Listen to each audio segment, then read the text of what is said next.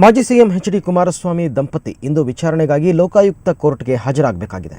ಜೊತೆಗೆ ಎಚ್.ಡಿ.ಕೆ ದಂಪತಿಗಳು ಸಲ್ಲಿಸಿದ್ದ ನಿರೀಕ್ಷಣಾ ಜಾಮೀನಿನ ಅಂತಿಮ ತೀರ್ಪು ಇಂದೇ ಹೊರಬೀಳಲಿದೆ. ಬನ್ನಿ ಹಾಗಾದರೆ ಈ ಕುರಿತು ಒಂದು ವರದಿ ನೋಡೋಣ.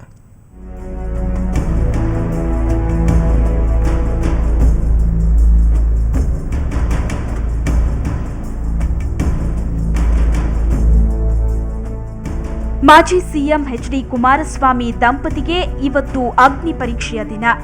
ಜಂತಕಲ್ ಮೈನಿಂಗ್ ಪ್ರಕರಣದ ನಿರೀಕ್ಷಣಾ ಜಾಮೀನಿನ ಅಂತಿಮ ತೀರ್ಪು ಇಂದು ಹೊರಬೀಳಲಿದೆ.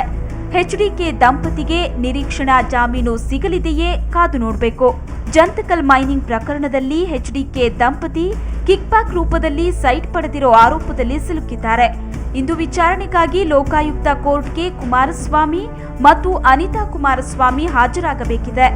ಜೊತೆಗೆ ಲೋಕಾಯುಕ್ತ ನ್ಯಾಯಾಲಯದಲ್ಲಿ ನಡೀತಾ ಇರೋ ವಿಚಾರಣೆಗೆ ಮಧ್ಯಂತರ ತಡೆ ಕೋರಿ ಮಾಜಿ ಸಿಎಂ ಕುಮಾರಸ್ವಾಮಿ ಸಲ್ಲಿಸಿರೋ ಅರ್ಜಿ ವಿಚಾರಣೆಯ ತೀರ್ಪು ಕೂಡ ಇಂದೇ ಹೊರಬೀಳಲಿದೆ. ವಿಚಾರಣೆಗೆ ಎಚ್ಡಿಕೆ ದಂಪತಿ ಲೋಕಾಯುಕ್ತ ಕೋರ್ಟ್ಗೆ ಹಾಜರಾಗ್ತಾರಾ ಅಥವಾ ಯಡಿಯೂರಪ್ಪನವರ ರೀತಿ ಅನಾರೋಗ್ಯದ ನೆಪ ಹುಡುಕ್ತಾರಾ ಕಾದು ನೋಡಬೇಕಿದೆ. ಬ್ಯೂರೋ ರಿಪೋರ್ಟ್, ಸುವರ್ಣ ನ್ಯೂಸ್ 24/7.